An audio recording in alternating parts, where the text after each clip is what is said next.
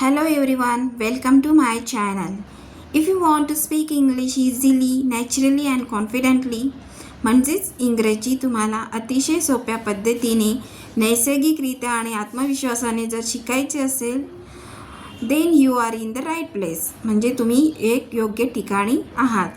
In this video you are going to learn how to create simple small sentences by using different words.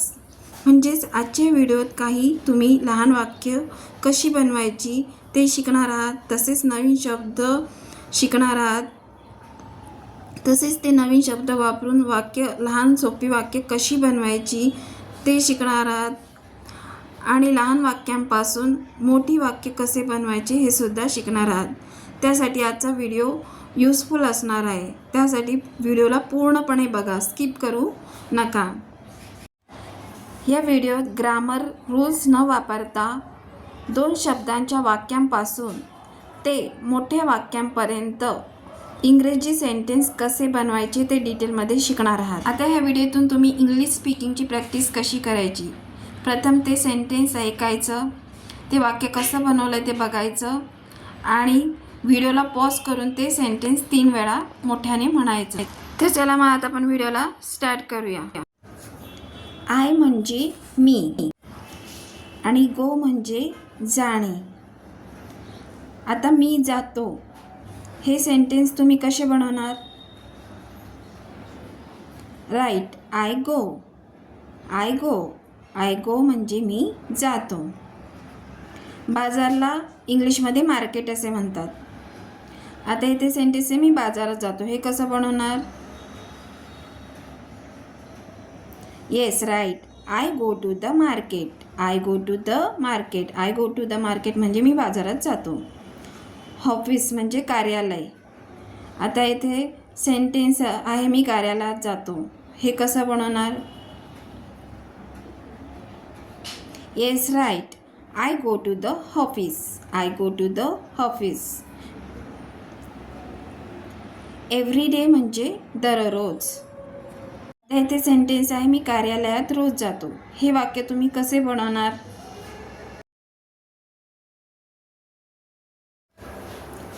Right, I go to the office every day. I go to the office every day. मी कार्यालयात रोज जातो. I go to the office every day. आता शाळेला इंग्लिशमध्ये school असे म्हणतात. At 10 AM म्हणजे सकाळचे 10 वाजता आणि रात्रीचे 10 वाजता ॲट 10 PM असतं.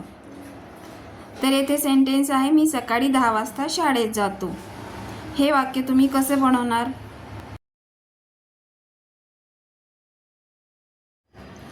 It's right, I go to the school at 10 AM. I go to school at 10 AM. मी सकाळी 10 वाजता जातो.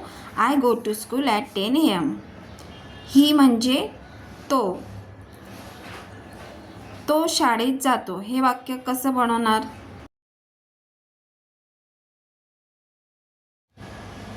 It's right, he goes to school. He goes to school. तो शाळेत जातो. He goes to school. येथे ही आहे म्हणून क्रियापदाला ES आहे. शी म्हणजे ती आणि कॉलेजला मराठीत विद्यालय असे म्हणतात. येथे सेंटेन्स आहे ती दररोज 9 वाजता कॉलेजला जाते.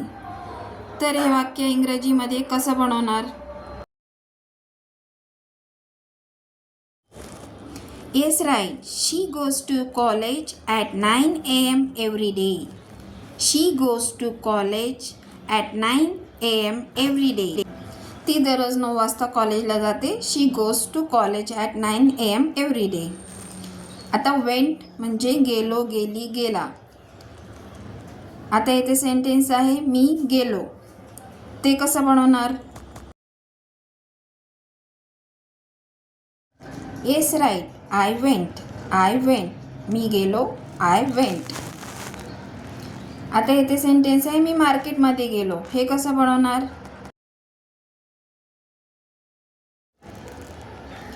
Yes, right, I went to the market. I went to the market. I went to the market म्हणजे मी मार्केटमध्ये गेलो. मी 6 वाजता मार्केटला गेलो. हे कसं बनवणार? Yes right.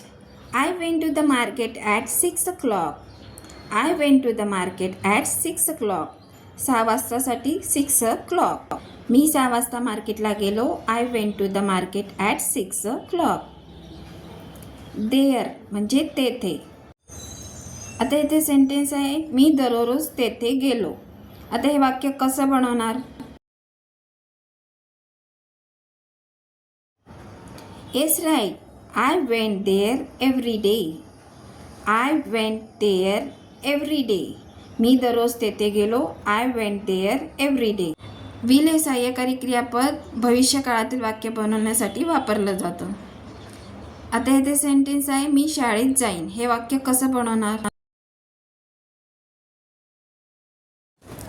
Yes right. I will go to school. I will go to school. मी शाळेत जाईन. I will go to school. मी दररोज शाळेत जाईन. हे वाक्य कसं बनवणार?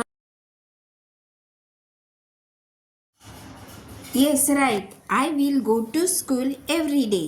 I will go to school every day. मी दररोज शाळेत जाईन. I will go to school every day. आता बाहेरला इंग्लिशमध्ये आउटसाईड असे म्हणतात आणि विथ यू म्हणजे तुझ्या सोबत. तर इथे सेंटेन्स आहे, मी तुझ्यासोबत बाहेर जाईल.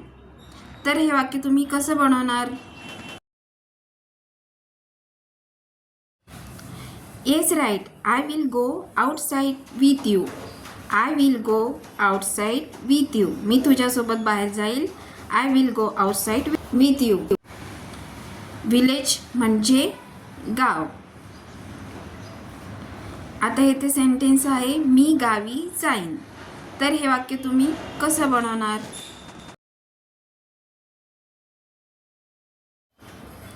Yes right. I will go to village. I will go to village. मी गावी जाईन.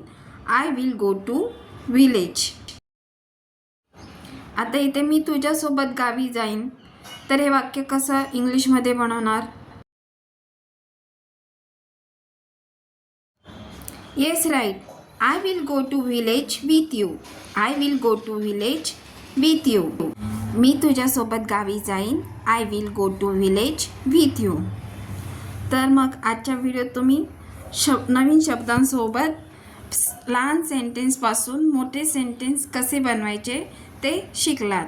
तर व्हिडिओ तुम्हाला कसा वाटला? जर आवडला तर मला कमेंट्स करून सांगा. म्हणजेच आजच्या व्हिडिओत तुम्ही नवीन शब्दांसोबत वाक्य बनवायलाही शिकले.